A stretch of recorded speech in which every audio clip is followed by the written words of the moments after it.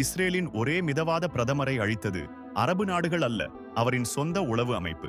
1954 Cairo, எகிப்து. Israel பிரதமர் மோஷே ஷாரெட் ஒரு கனவு கண்டார். எகிப்துடன் அமைதி பேச்சுவார்த்தை நடத்தி போர் இல்லாமல் தன் நாட்டை காப்பாற்றுவது. அவர் நம்பினார், பொறுமையான தூதரகம் துப்பாக்கியை விட வலிமையானது என்று. சில மாதங்கள் அந்த நம்பிக்கை உயிர்ப்புடன் இருந்தது. ஆனால் கெய்ரோவில் உள்ள அமெரிக்க மற்றும் பிரிட்டிஷ் கட்டிடங்களில் திடீரென குண்டுவெடிப்புகள் நடந்தன. அரபு தீவிரவாதிகள் செய்தது போல் தோற்றமளித்தது. உண்மையில் அவை இஸ்ரேலிய உளவாளிகள் வைத்த குண்டுகள். ஷாரெட்டுக்கு ஒன்றுமே தெரியாது. இராணுவ உளவு அமைப்பு முடிவு எடுத்திருந்தது.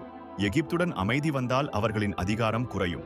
அதனால் அவர்கள் தாங்களே திட்டம் தீட்டினார்கள், தங்கள் சொந்த பிரதமரை அழிக்க. அந்த வெடிப்புகள் ஷாரெட்டின் நம்பகத்தன்மையை சிதைத்தன. பேச்சுவார்த்தை நொறுங்கியது. 1956 அவர் பதவியிலிருந்து அகற்றப்பட்டார். இஸ்ரேல் வரலாற்றில் அமைதியை நேசித்த தலைவர் மோஷே ஷாரெட்.